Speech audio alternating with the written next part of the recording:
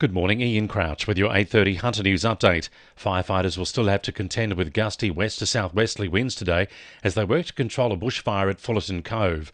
The fire, which broke out on Sunday morning, has burnt through 163 hectares but isn't threatening properties because it's burning towards Stockton Beach. Lavis Lane was closed overnight but has now been reopened. However, access to the beach is still closed.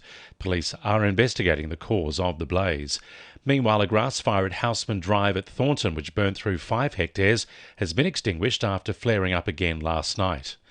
The federal government has asked the National Corporate Regulator to investigate claims of widespread fraud amongst coal exporters. Independent MP Andrew Wilkie has told Parliament he's received thousands of documents from a whistleblower showing coal companies amend quality reports to show their coal is cleaner than it actually is. He claims the practice allows them to charge higher prices and avoid restrictions imposed by a number of export customers. Andrew Wilkie is calling for a parliamentary inquiry into the issue. The political factions on Newcastle Council have come together in a rare show of unity to pressure the state government to act over the worsening erosion at Stockton Beach. Greens, Liberal and Labor councillors have co-signed a notice of motion to go before tonight's meeting, calling on the state government to apply for a mining licence to extract offshore sand to replenish the beach and fund a sand nourishment program. It's believed to be the first time all 12 Newcastle councillors have jointly submitted a motion. Council and the state government have been at loggerheads over who should apply for the licence.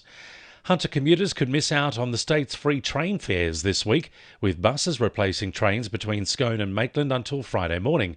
The Australian Rail Track Corporation is warning travellers to be prepared, with trains from Newcastle affected from 7 p.m. tonight and tomorrow night. Principal Environment and Community Advisor Leah Cook says they understand it will be a disruption, but it's for the public safety. During that time, we'll have more than about 120 jobs to complete, including bridge and track inspections and some level crossing works.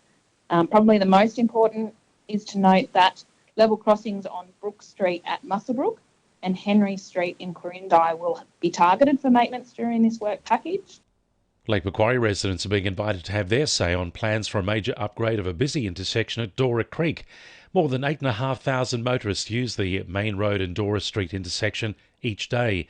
The proposed upgrade includes installing traffic lights, providing 2 lanes in each direction on Main Road with separate left and right-hand turn lanes, indented bus bays and a raised pedestrian crossing over Walmsley Street. Submissions close on the concept design on December 16.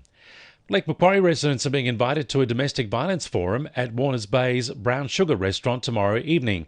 The Zonta Forum will kick off the global campaign of 16 days of activism against gender-based violence, which starts this Friday. Mayor Kay Fraser says it's important people understand the long-term consequences domestic violence can have. It is a terrible thing to be involved in a domestic violence situation, and we hear about it and we see so many lives lost that it's really quite devastating for all of us to listen to those horrendous stories where you hear where a mum and children have been murdered by an ex-partner. It's just devastating. 2NURFM Sport. Jets defender Tessa Tamplin says the team has a lot to prove when they meet Western Sydney Wanderers this weekend. She says the first round loss to Brisbane was a frustrating way to start the year, but the side knows they can do better.